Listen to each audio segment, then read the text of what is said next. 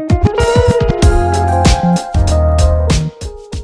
a time of deep division in today's society, we must come together for humanity's sake. On Can We Talk 360, we strive to stimulate an authentic conversation on issues that affect all of us in an environment of tolerance. I am Eugene Pettis, attorney and community servant. Let's discover how there is strength in our differences and an abundance of possibilities when we stand together as one humanity. Thank you for tuning in today's episode of Can We Talk 360. One of the great aspects of a new year is all of our New Year resolutions are still on the table. That's when optimism is at its highest and hope of being better energizes our spirits. At its core, we pledge to do better and to be better. I want you to hold on to that optimism and promise during this next conversation. This podcast was born out of really the occurrences in our social community in 2020. It was really during the George Floyd's murder back in May of 2020 and the subsequent protests. I remember feeling the emotions like I've never felt before of how can we as a just society stand by and observe such raw, blatant racism. I couldn't believe that that happened on the streets of my America. And I felt that it was important to do more than just feel sorry for what we saw on the television, but I needed to step forward and start a conversation. And that was the beginning of Can We Talk 360. It was based upon the need for an authentic conversation among all members of society, not just within the African American communities, but across community lines with our white brothers and sisters, Hispanics, Asians.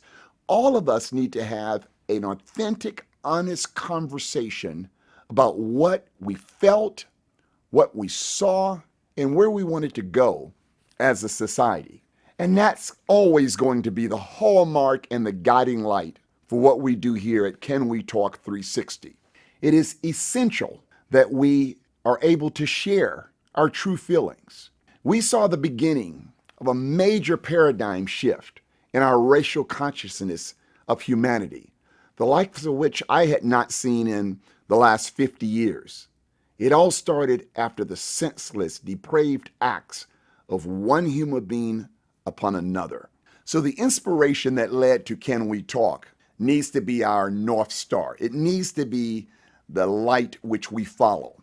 We cannot be afraid of having the conversation about race. After the events that have unfolded last Wednesday, January 6, 2021, on Election Certification Day, it is evident that we as a society, as humanity, need to have this conversation on an ongoing basis. It was back in May and June of 2020 that I started writing some editorials. The first one that I wrote in June was The Racism Conversation. What are we so afraid of? Think about that. What are we so afraid of? The second one I wrote is Now What? Action must follow racial awareness. That after we have gotten in the streets, we've protested, we've talked about it, now what? And we talked about the essential activism and follow-up that was necessary. The topic of race and our perceptions have reached a heightened and dangerous level of divisiveness. We're afraid to have this conversation, but what are we so afraid of? I thought about that, and I want you to think about it as we go through this podcast. Some of the things that I think we're afraid of is the concern that we will be perceived as unsympathetic. I've talked to some of my white brothers and sisters and said, what is the angst? What's the concern for getting engaged in the conversation? And they talked about the perception of being considered a racist or being unsympathetic if they were not all in on our perceptions and our feelings. So one, that I don't want to say anything that I may be perceived incorrectly. The other is that we don't want to hurt each other's feelings. And that's an honorable virtue. You don't want to bring hurt to your friends, your colleagues, or just people in general respect. But I ask you to think that the lack of authenticity probably hurts the relationships even more and certainly has a longer lasting effect. If we can't talk about these critical societal issues, then I'm silently screaming that you as a colleague or you as a friend just don't get it. And you, by walking around oblivious to what I'm feeling, you're missing the reality. And you're missing the teaching moment that could have made our human bond even stronger. So it's essential that we deal with these issues. The topic on race, without question, has gotten harder. But we are so diametrically opposed on how we view society activities. It makes it even more important to speak, to communicate in this country. We're looking at the world through totally different lenses, observing the same actions, but our emotions are being triggered differently. And that is only creating a greater separation. When we're seeing the same show, and I'm walking away with one emotion and you're walking away with another. What happened on January 6th remarkably, I think, evidences that dichotomy, that divergence of perception. I ask, when you observed the attack on the Capitol on Election Certification Day, the insurgents on our United States Capitol to stop the certification process, how did that make you feel? Think about it. What emotional response did you feel seeing the violence that was being carried out, physically, verbally, insults on not only our democracy, but our fellow citizens? I'll share with you that every single person of color, whether it was in my family, through my siblings, my children, cousins, and all the people of color that I spoke to, almost to a person, had the same reaction. And it was simply, had they been black, you'd have had a different outcome. Now, I raise that because that's an example of perception. That's the lens that we look through. Yet on the other side, my white colleagues and friends saw it and saw the insurgents and thought it was wrong, but totally missed the racial tension that we saw. And why is that? Why is it that people of color looked at that and came away with that emotion? Well, I'll tell you from my instance, it's worth 60 years of life. It's how I've always seen people from my community get treated in significantly less threatening instances, where when there was just a perception you may be doing something or a perception that you may have a weapon. I've seen friends as in my childhood get killed over a mere perception. And then when you see how Black Lives Matter protests, people coming to the streets of Washington back in the summer and exercising their First Amendment right through protests, and you saw the level of police presence. You saw the utilization of every military presence that we have, even the threat of putting active military people on the streets of Washington, D.C. And you saw physical pushing and batons and shooting rubber bullets, all the things that we saw through people merely in the streets. Yet, on last Wednesday, what we saw were even more menacing, threatening behavior. You saw people literally beating police officers.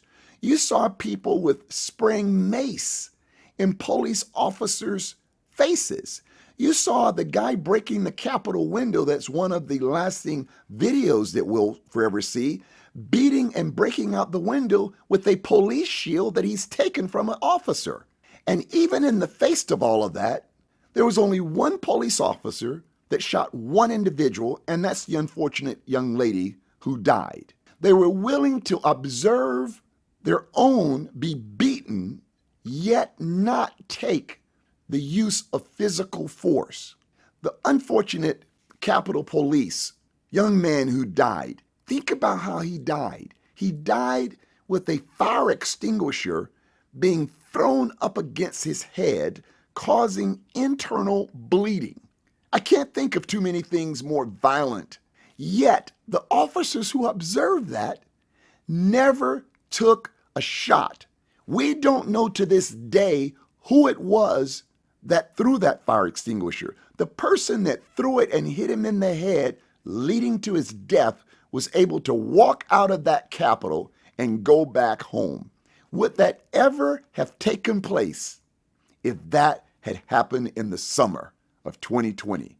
I don't think anybody who is being truthful to their heart could suggest that would have been the outcome.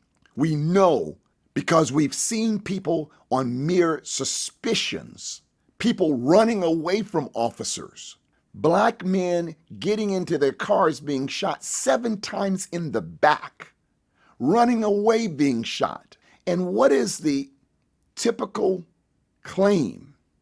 I was in fear of my life. That's clear what we always hear. I was in fear of my life, therefore it justified my behavior. Therefore it justified for me to use deadly force. I was in fear of my life.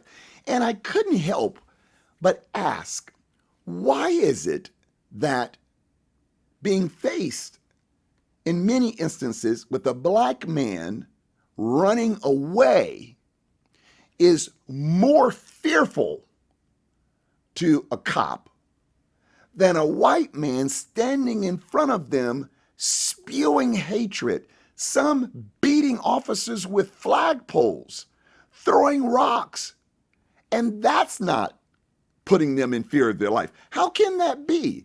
How can you literally see one of your fellow officers being pushed up against a door screaming for his life? Literally screaming for his life. You want to be in fear of my life? Being squeezed by a mob up against a door. That's true fear for your life. So how could the officers observing their fellow brother being squeezed by the mob crowd chanting every vile thought that could be screamed, did not have the feeling that I'm in fear for my life or my fellow officer is in fear for his life, yet on such tenuous suspicion that someone may have a gun or he may attack me, we use that as a justification for deadly force against community of color. This is the conversation that we must have. It ain't pretty and it's not comfortable, but it's the truth. And these are the directions, these are the perceptions that we must be willing to pause and to listen and be willing to look at the events that are unfolding and to understand how it appears from those from minority communities. And folks, no one other than the people who are executing the violence are directly at fault. But we all, when we stand silent, become complicit when we see these types of injustices in our society. When we listen and observe a Colin Kaepernick, we know the episode of 3-4 years ago when he kneeled down in silence. He didn't turn his back to the audience. He didn't shoot a bird to the audience during the national anthem. He didn't even hold up a Black Power sign. He kneeled in prayer. Probably one of the most submissive positions we can have as a human being, bowing down in a kneeling posture.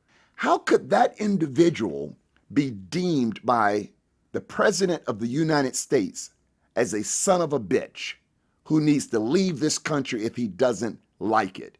And we tolerate that type of rhetoric. Yet, the same person when he knows for a fact that there had been death at the Capitol. At minimum, he knew that the young lady had been killed in the midst of the riot. And yet, when he spoke his words, what did he say? He said that there were very special individuals that had stormed the Capitol and asked them to go home in love. How could you have such diverging pictures? One, black man kneeling, and another, a white mob destroying the Capitol in a killing rage. And only God shared mercy on all of us that more people were not harmed by the mob. Let's have a brief break to hear from our sponsor. The law firm of Halitzer, Pettison Schwam is a proud sponsor of the Can We Talk 360 podcast. Our firm handles medical malpractice, wrongful death, catastrophic personal injury litigation, and workers' compensation matters. We pride ourselves in being advocates for justice on behalf of those who have been seriously injured. For decades, we've taken the lead in making your case our priority. It's who we are. It's who we'll always be. Halitzer, Pettison Schwam. Serious injuries, proven results. How can we have such a different perception of these two events? And those are just samples. There are so many others that I could put here, but time does not allow. Folks, I think it goes to how we tolerate devaluing of lives. The only explanation in my opinion, that justifies or explains how the Black Lives Matter movement was met with such violent force of opposition from law enforcement, and how the most violent insurrection that I've ever seen in my life that played out live and in color across the world was met with such tepid, soft, passive law enforcement's presence, is how we devalue certain communities and how we value other communities. How can we justify such disparity and know that we each are justifying it through our silence and our tolerance of such disparity? When we allow our law enforcement and the U.S. Capitol law enforcement and all other law enforcement to feel comfortable treating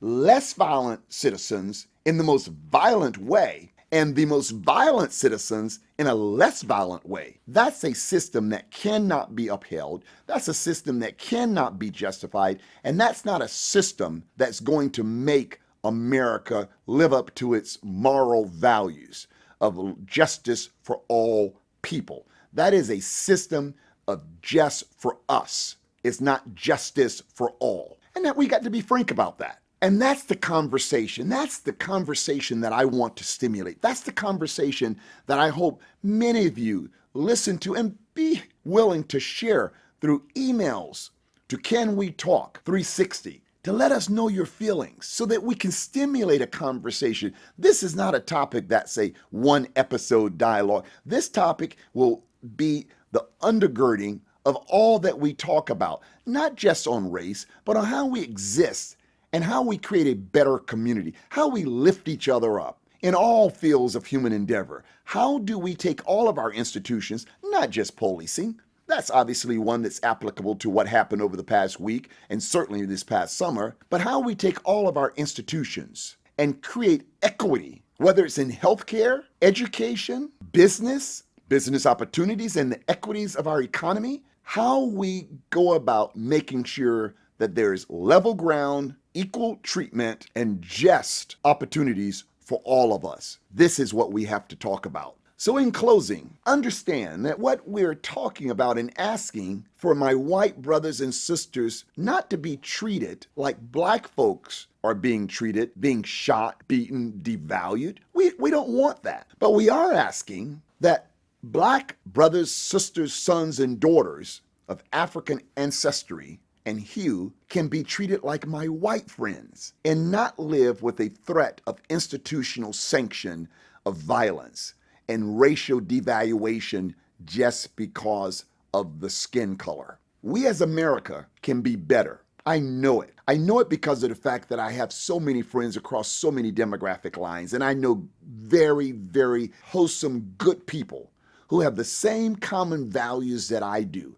We all want the same things in life. We want happiness, security of family, enough economics to have some fun along this journey called life, and to be safe within our homes. Basic things that we all want. And that's what's wanted by any human being. But we have to be willing to recognize, acknowledge. And acknowledgement is just not seeing it. Acknowledgement is seeing it and doing something about it. That's when you've truly seen someone. When you see them during the course of a day, you see people cross your eyes, they were there for a second, and they're gone. And you'll never think about them again. But when you really see them, you pause long enough to see who they are. And we need to pause long enough to see this situation for what it is.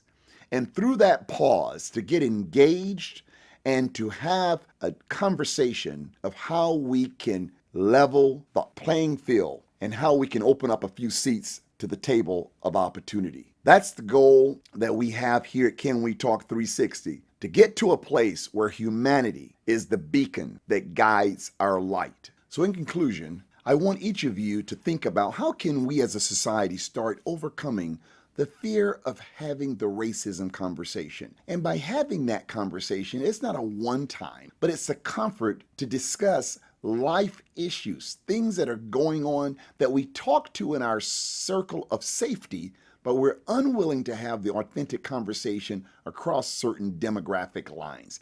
How can we have that conversation on an ongoing basis? What are some of the steps you believe can get us to a more authentic, healthy, and wholesome relationship as brothers and sisters of humanity, and so that we can start taking away the disparities of race in this country? Let me hear from you, and you can reach out at any point in time at canwetalk360@gmail.com. Share your comments with me, and I will assure you that we will respond to same and have your voice be heard in the ongoing conversation toward a more healthy society. Thank you for listening to today's episode of Can We Talk 360. I sincerely hope that you were inspired to seize this moment in time and take real action towards change. Remember, all change begins with a conversation. Be sure to tune in every month for more fascinating discussions and motivational food for the soul. Please share with your friends, family, and colleagues. Follow me on Facebook, Instagram, and YouTube at Can We Talk 360, and visit us on the web at www.canwetalk360.com.